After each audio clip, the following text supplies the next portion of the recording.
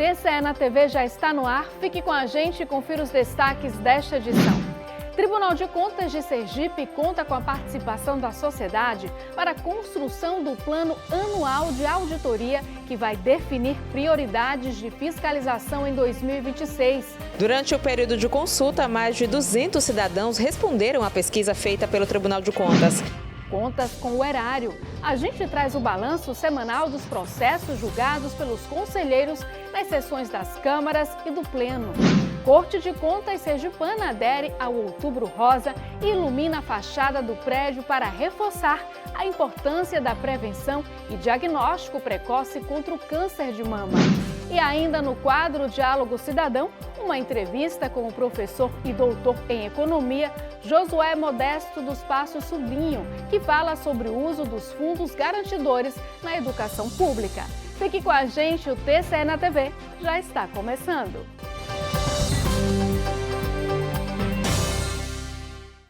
O Tribunal de Contas de Sergipe vai começar a definir onde concentrar o controle no próximo ano, apontando áreas de maior relevância social e financeira. Na consulta pública que terminou no dia 30 de setembro, os cidadãos trouxeram sugestões que vão ser analisadas para ajustar as prioridades das auditorias em 2026. Confira os detalhes na reportagem de Juliane Balbino e Mica Neto.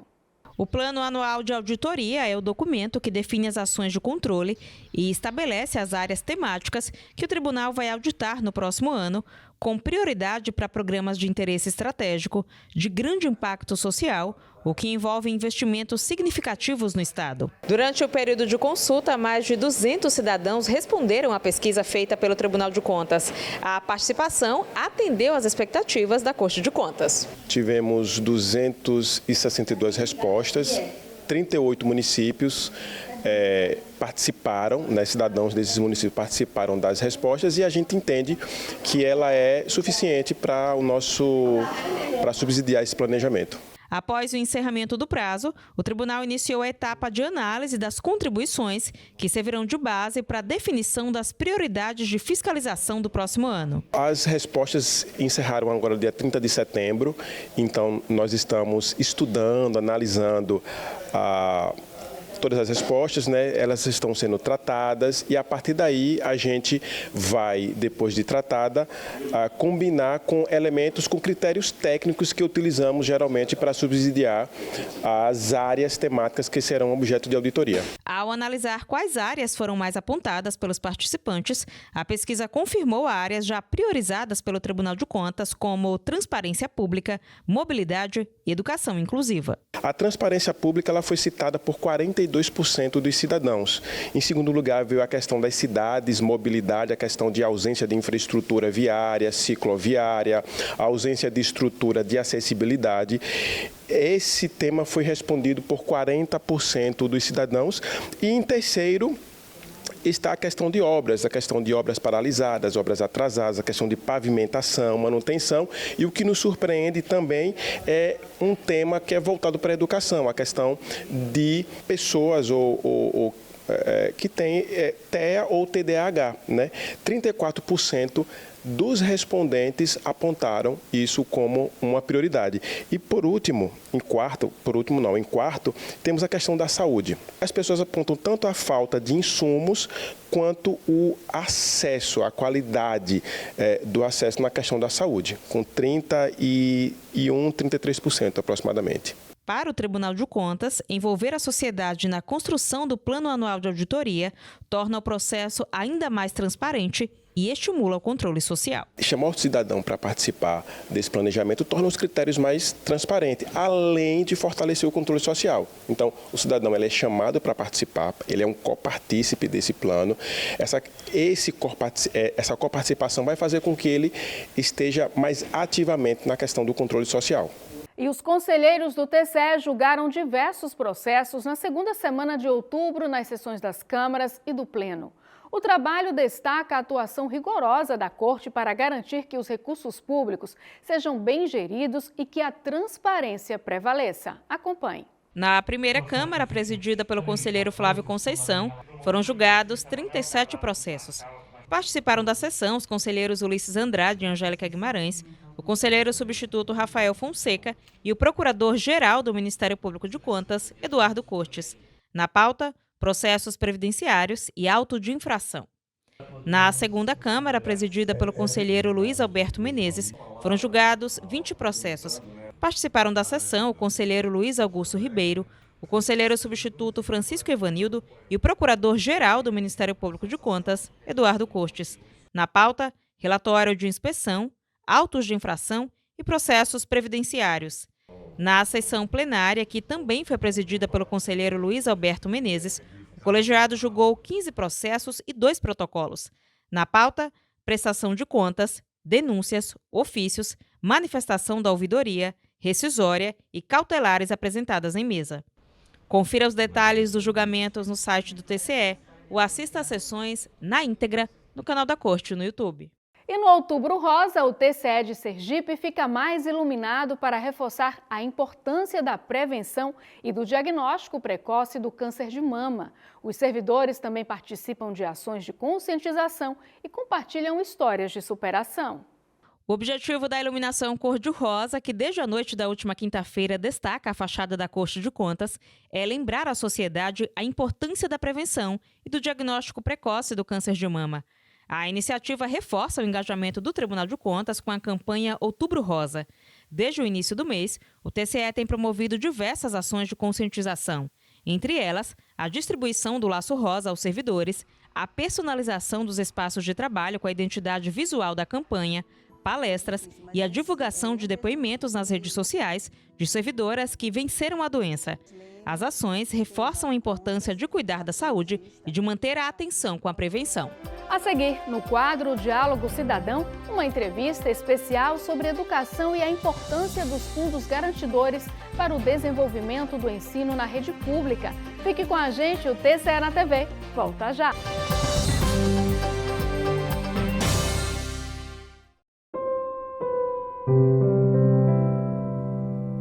Sou Dora Gilene, tenho 62 anos, sou colaboradora da AWS aqui no Tribunal de Contas.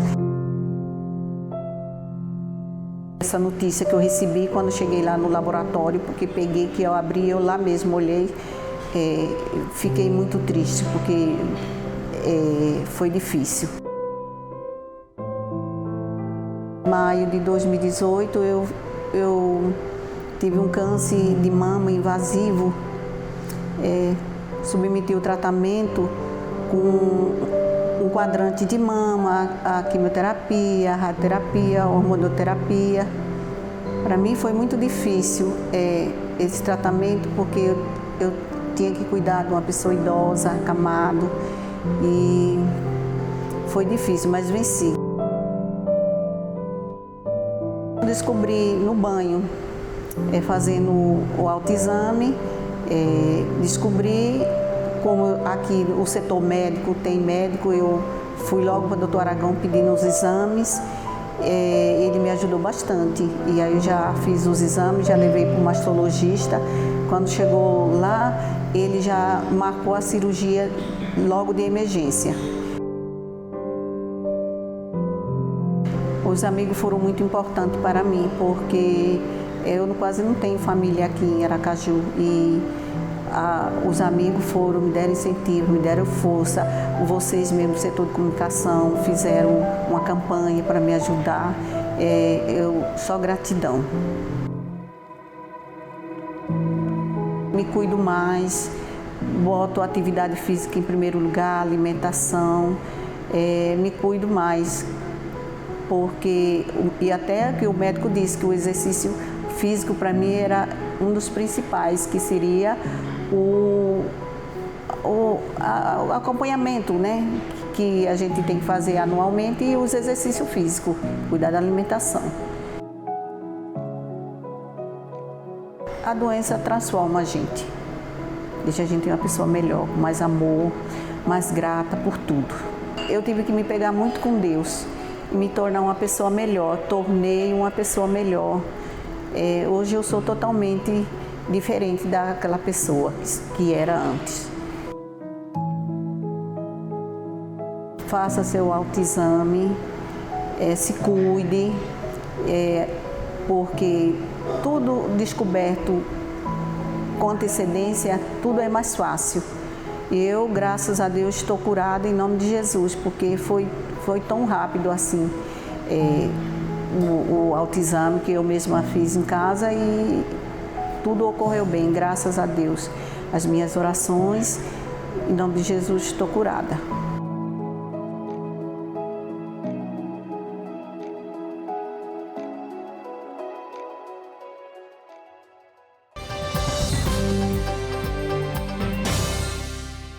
No quadro Diálogo Cidadão desta semana, o professor e doutor em economia Josué Modesto dos Passos Sobrinho fala sobre a importância do uso responsável dos fundos garantidores financeiros para fortalecer a educação pública no Brasil.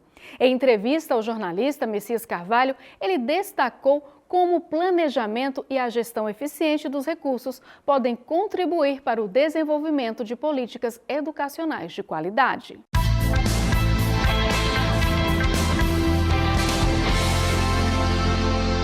No nosso Diálogo Cidadão de hoje, a presença ilustre do professor Josué Modesto, mestre, doutor, e a temática para ele, que é um ícone da educação. A gente vai começar a falar sobre o Fundeb, né, que teve a sua renovação agora em 2020.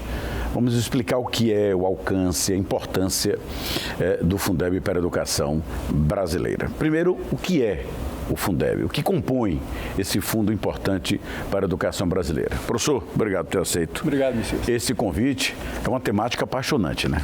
Certamente, pelo menos para quem é economista, para quem trabalha com financiamento da educação. O Fundeb, a primeira questão a ser esclarecida, porque confunde muito a opinião pública, é que ele não é um fundo. Na realidade, são 27 fundos, um para cada estado e outro para o Distrito Federal. E ele é constituído basicamente a partir da arrecadação do Estado, certo? Constitucionalmente o Estado precisa aplicar 25% em educação da sua arrecadação. Então desses 25%, 20% já é retido automaticamente para esse fundo estadual. Os municípios contribuem apenas com as transferências do governo federal e com as transferências que o Estado faz de sua arrecadação, por exemplo, ICMS e IPVA, para os municípios. Ou seja, antes do Estado fazer a transferência para o município, ele já retém 20% automaticamente para o Fundeb. Também é importante lembrar que tem a contribuição federal. O Fundo de Participação do Estado e dos municípios também se retém 20%. Então, se forma um bolo que hoje, para esse ano, em Sergipe, está em torno de 4 bilhões de reais, 3 bilhões 900 e alguma coisa, certo? Então, a partir desse fundo, certo? Como é que, bom, aí nós vimos como ele é formado, como é que se saca, como é que se retira o recurso do fundo? Se retira de acordo com a matrícula na educação básica da rede estadual e das redes municipais. Então, fundamentalmente, esse o que ocorreu é que se criou um mecanismo que possibilita que os municípios, mesmo pequenos municípios, tenham capacidade de investir em educação, certo? Nenhum município de Sergipe coloca mais recurso no fundo do que saca, certo? O grande financiador, então, é o governo estadual. O governo federal tem uma participação efetiva nesse fundo, a União Brasileira, né? Como se dá a participação dela nessa cesta de produtos? Então, até 2000, certo? No antigo Fundeb e anteriormente no Fundef, o governo federal não transferia recursos para o fundo estadual, para o Fundeb de Sergipe, certo? A partir de 2021, com a regulamentação do novo Fundeb, sim, o governo federal passou a contribuir e vai contribuindo crescentemente. O máximo vai chegar agora em 2026, próximo ano, quando o governo federal aportará o equivalente a 23% do total dos fundos estaduais e do Distrito Federal. E essa contribuição do governo federal foi dividida em 3 parcelas distintas. Uma que se chama Valor Aluno Ano Fundo, que beneficia os fundos estaduais que estão abaixo de um mínimo nacional. Normalmente são beneficiados os estados do Nordeste, 7 estados do Nordeste, com exceção de Sergipe e do Rio Grande do Norte. Todos os demais recebem essa contribuição, VAF. A outra... VAF, né? VAF, valor, aluno, ano, fundo. Certo? Esta contribuição, como eu disse, ela só beneficia esses estados do Nordeste e 2 estados do Norte, e também o Rio de Janeiro. Sergipe não recebia essa contribuição, porque o nosso fundo tem um valor médio acima do mínimo nacional. Agora temos o outro, né? Tem o VAT, né? Só apelando para quem tem esse talento da economia e profundo conhecimento da nossa educação. Quais os requisitos para essa habilitação, professor? O VAT foi uma inovação importantíssima. O VAT significa valor aluno ano total, ou seja, e se mede por município e também por estado, mas enfim. Se avalia o FNDE, que é o órgão que faz essa contabilidade, ele avalia quanto o município aplicou total em educação, não só os recursos do Fundeb, mas também salário e educação, transferências federais e os recursos próprios do município. Feita esta avaliação, se estabelece um valor aluno ano total mínimo nacional. E, a partir daí, digamos assim, os municípios que estão abaixo desse valor aluno ano total mínimo recebem uma complementação. Por exemplo, este ano, o valor aluno ano total mínimo é um pouco acima de R$8.000, R$8.008 por ano.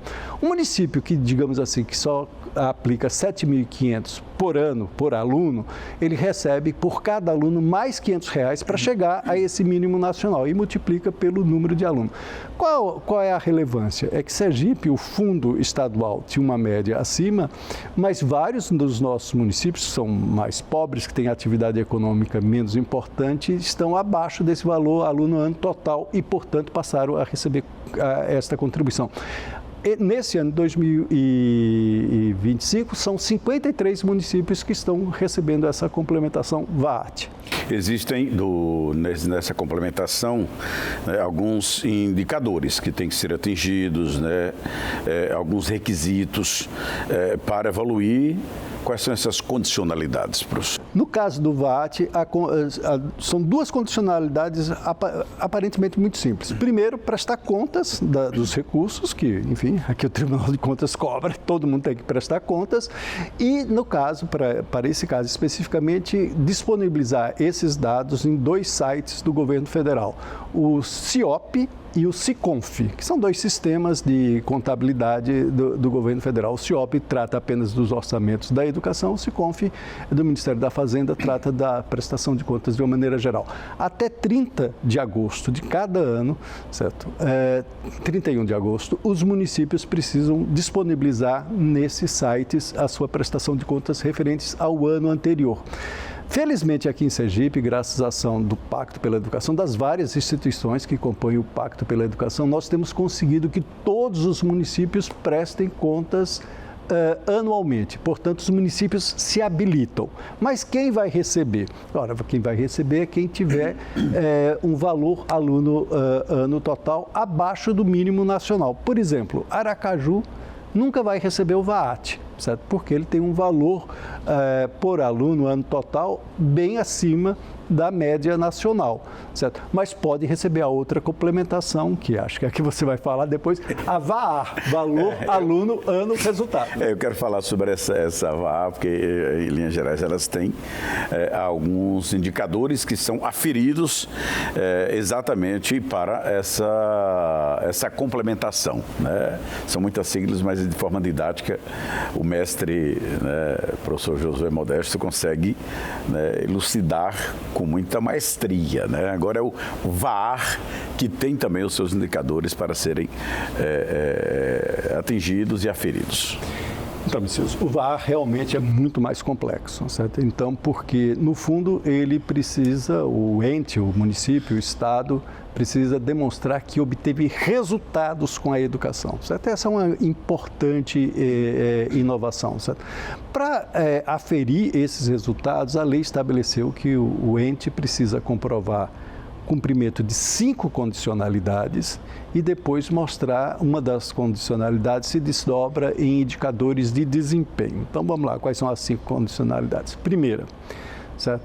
A escolha de diretores de escola tem que ser feita por critério técnico de análise de mérito e desempenho. Especialmente nos municípios, mas não apenas nos municípios, também nas redes estaduais, era comum a simples indicação política do diretor de escola, sem levar em conta a sua qualificação técnica, a sua qualificação de mérito, enfim.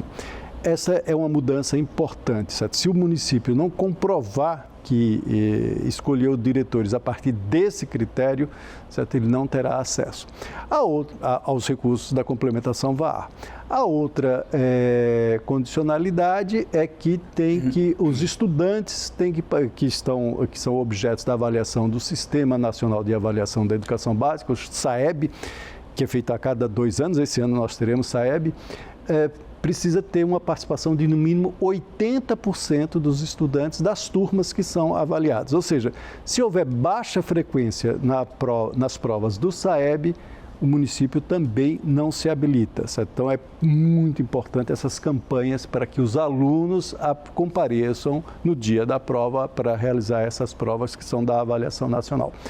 A terceira condicionalidade diz respeito, agora eu fiquei em dúvida se qual é a terceira ou a quarta, mas não importa a sequência, mas se eu não me engano, a terceira diz respeito ao regime de colaboração a terceira é a da avaliação de desempenho, certo? A rede precisa mostrar, e esse cálculo é feito pelo FNDE, precisa mostrar que evoluiu na qualidade do ensino, que está atendendo melhor a população e que diminuiu a desigualdade entre os diversos segmentos socioeconômicos e étnico-raciais. Esse é o terceiro critério. Ele é muito complexo e depois nós vamos até desdobrar isso aí, como é que se mede esse. O quarto é que tem que ter um regime de colaboração do Estado com os municípios. E quem tem que comprovar é o Estado. E no nosso caso tem a lei do ICMS social, o programa Alfabetizar para Valer, se enquadra nesse regime de colaboração, é tranquilo o cumprimento dessa quarta condicionalidade. E finalmente, a quinta condicionalidade é demonstrar que os referenciais curriculares praticados no município estão de acordo com a Base Nacional Comum Curricular. Para este ano, uma das cobranças é que tem que demonstrar que tem o componente computação no currículo municipal. Porém, essa exigência vai ser aferida apenas no próximo ano de 2026. O senhor, com a sua explanação, mostra assim, há uma profundidade muito grande em todas essas condicionantes. Nós temos exige do gestor uma preocupação grande em cumprir todas elas. O não cumprimento poderá gerar perda de receita? O não cumprimento significa não recebe essa complementação VAR. E ainda tem outro detalhe que não está aqui no nosso âmbito, mas diria que complementa, certo? Em Sergipe, como em vários outros estados, e no Ceará há muito tempo, está em vigor a lei do ICMS social, certo? Tem um critério de distribuição da cota municipal do ICMS que está atrelado ao desempenho em educação.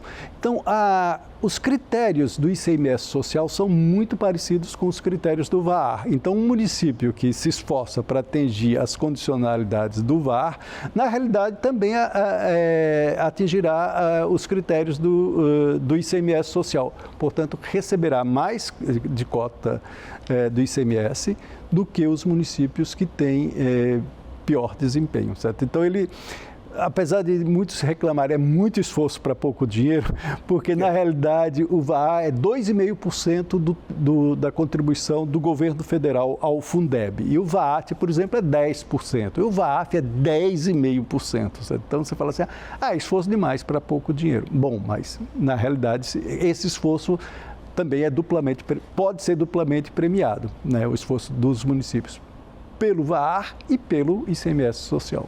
É para já. É para já. Professor, muito obrigado. Obrigado por esse diálogo cidadão tão importante, tão profundo, tão técnico e tão sério, né, como merece o trato à educação brasileira. Muito obrigado. Obrigado, Cícero. E o TCE na TV termina aqui. Na edição de hoje, você conferiu as informações sobre o Plano Anual de Auditoria e a participação da sociedade na definição das prioridades do Tribunal em 2026. Também acompanhou o balanço semanal dos processos julgados nas sessões das câmaras e do Pleno. Viu que a fachada do TCE está iluminada de rosa em mais uma iniciativa do órgão em alusão às ações de conscientização, prevenção e diagnóstico precoce ao câncer de mama. E no quadro Diálogo Cidadão, ouviu o professor Josué Modesto sobre o bom uso dos fundos garantidores financeiros para a educação pública. O programa completo já está disponível nas redes sociais do Tribunal de Contas de Sergipe. Até a próxima edição.